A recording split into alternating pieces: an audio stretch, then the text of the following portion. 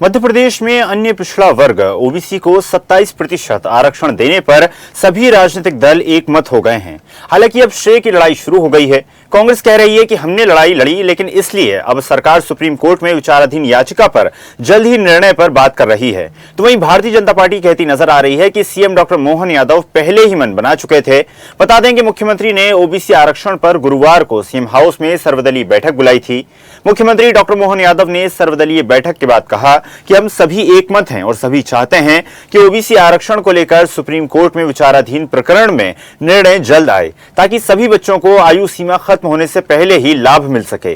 उन्होंने कहा कि 14% क्लियर है और 13% होल्ड है। प्रदेश कांग्रेस अध्यक्ष जीतू पटवारी ने बैठक से पहले मीडिया से कहा कि जिन लोगों ने गड़बड़ की है, क्या उनको सजा मिलेगी? पूर्व मुख्यमंत्री शिवराज सिंह चौहान और मुख्यमंत्री डॉक्टर मोहन यादव भारतीय जनता पार्टी सरकार ने कांग्रेस द्वारा दिए आरक्षण को क्यों रोका, इसके लिए सरकार नाक रगड़कर माफी मांगे।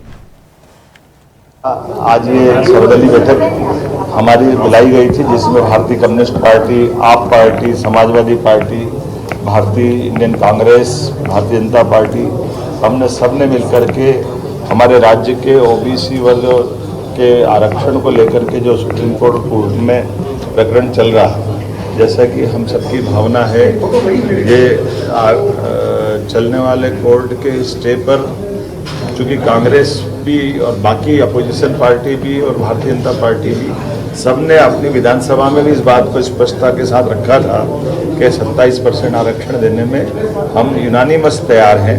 तो चूँकि कोर्ट में अलग अलग वकील लड़ रहे हैं, अलग अलग प्रकार से प्रकरण है, लेकिन चूँकि सुप्रीम माननीय न्यायालय ने एक निर्णय लिया कि वो 22 सितंबर से डे टू डे की इसकी हियरिंग करेंगी। ऐसे में डे टू डे की हियरिंग करने में हमारे सब वकीलों का भी मत इकट्ठा आए या वो वकील बैठ करके डिसाइड कर ले कि क्या हो सकता है, वो उस तरह से अपनी लाइन बनाए। हम सब मिलकर के हमारे जो विधानसभाओं के अंदर अलग अलग हमने सबने अपनी बात का समर्थन दिया था, उसी बात के लिए दोबारा आज हम सब बैठे भी हैं और एक सर्वदलीय संकल्प हमने भी पारित किया है, जिसके आधार पर ये ओबीसी आरक्षण देने के लिए एकजुटता एक फोरम पर आए और इसी में विधायिका, न्यायपालिका, कार्यपालिका सम्मिलित रहे।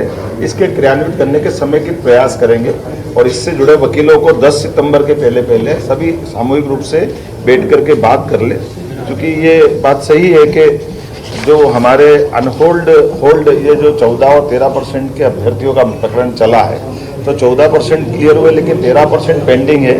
अगर माननीय न्यायालय जल्दी से इसका निराकरण करेगी तो हम सब चाहते हैं कि जल्दी से जल्दी 13% जो बचे हुए विद्यार्थी हैं, जिनकी एज लिमिट से भी बाहर हो रहा है, उनको भी इसका लाभ मिल जाए, वो सब नौकरी में लगे। कुल मिलाकर के कई विभागों में जिनमें आरक्षण नहीं था वह भर्ती भी करी है, लेकिन अभी जो एक भी बच्चा बचने नहीं पाया, ये सभी दलों की भावना है और सभी दलों की भावना के आधार पर हमने आज बैठकर निर्णय लिया। माननीय मुख्यमंत्री जी ने सर्वदलीय मीटिंग बुलाई। ओबीसी का जो कांग्रेस पार्टी आरक्षण लेके आई थी, उस पर जो कानूनन अड़चनें हैं उसको लेकर चर्चा के लिए। इसमें प्रशांत सिंह एडवोकेट जनरल दिल्ली से जुड़े थे। आर्ग्यूमेंट कई तरह के हैं लीगली, तो उस पर अलग अलग अपने अपने मत हैं, वकीलों के भी हैं, पार्टियों के भी हैं। तो चूँकि ये स्वागत योग्य है कि वकीलों को एक जगह बैठ के एक साथ मिल के अगर कोई बात ऐसी होती है जिससे आरक्षण ओबीसी का जल्दी से लागू हो जाए, तो ये पॉजिटिविटी है। पर ये भी हमें संज्ञान में रखना चाहिए कि कोर्ट ने 3, 4, 5 तारीखों में लगातार सुप्रीम कोर्ट ने ये कहा है कि आपको किसने रोका है कानून लागू करने से, 6 साल से आप लोग क्या कर रहे थे, और अलग अलग तरह के और भी आर्ग्यूमेंट हुए हैं। तो स्वाभाविक है कि सर्वदलीय मीटिंग में नीति है कि कानून लागू होना चाहिए, और जो 6 साल से जिन लोगों ने रोका उसको पनिशमेंट भी मिलना चाहिए। जिन अधिकारियों और वकीलों ने इसमें गुमराह किया उनको भी, चूंकि सरकार का 100 करोड़ रुपए से ज़्यादा आसपास वकीलों के लगे हैं, तो ये भी आखिर जनता का पैसा है, तो इस पर भी बात होनी चाहिए। तो ये पार्टी लाइन से ऊपर उठकर एक सोच है कि आरक्षण लागू होना चाहिए। मैं इसको स्वागत योग्य मानता हूँ। को लेकर राज्य में लगातार कोशिशें होती गई हैं सारी तरफ से, लेकिन ये कोशिश पहली बार हुई है कि जब माननीय मुख्यमंत्री जी ने सभी पार्टी के नेताओं को एक मंच पर बुलाया। इस बात के लिए मुख्यमंत्री बधाई के पात्र हैं और आज जो सहमति बनी है कि सुप्रीम कोर्ट के सामने राजनीतिक दल के जितने भी अधिवक्ता होंगे वो एक साथ एडवोकेट जनरल के प्लेटफॉर्म के साथ मिलकर सुप्रीम कोर्ट के साथ में आर्गूमेंट प्रस्तुत करेंगे। मुझे लगता है कि जो डिफरेंस ऑफ ओपिनियन था वो इन्हीं बातों को लेकर था।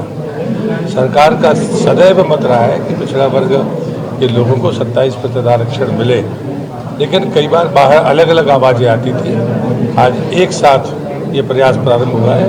मैं फिर से बधाई देता हूँ और सभी दल के नेताओं का भी आभार। आज जो सर्वदलीय मीटिंग हुई, इसमें 27% आरक्षण दिए जाने के लिए कोई भी अवरोध होगा, सभी दल मिलके उसे दूर करने का प्रयास करेंगे। सभी के जो अलग अलग एडवोकेट अलग अलग जगह कर रहे थे, वो भी एक मंच पे एक साथ बैठ के करेंगे।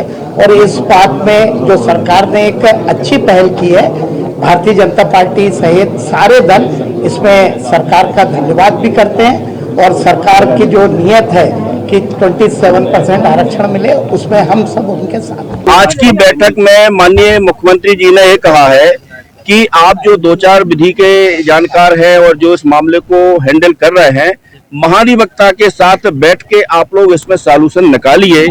तो महाधिवक्ता महोदय तो बैठना चाहते नहीं है, तो उसका सॉल्यूशन निकलेगा कैसे? बैठक में कुछ नहीं आज का बैठक केवल मैं समझता हूँ जस्ट एक आई वाश। ताज़ा खबरों के लिए लाइक, फॉलो और यूट्यूब पर सब्सक्राइब कर बेल आइकन दबाएं। साथ ही हर अपडेट के लिए विजिट करें स्वदेशलाइव.com।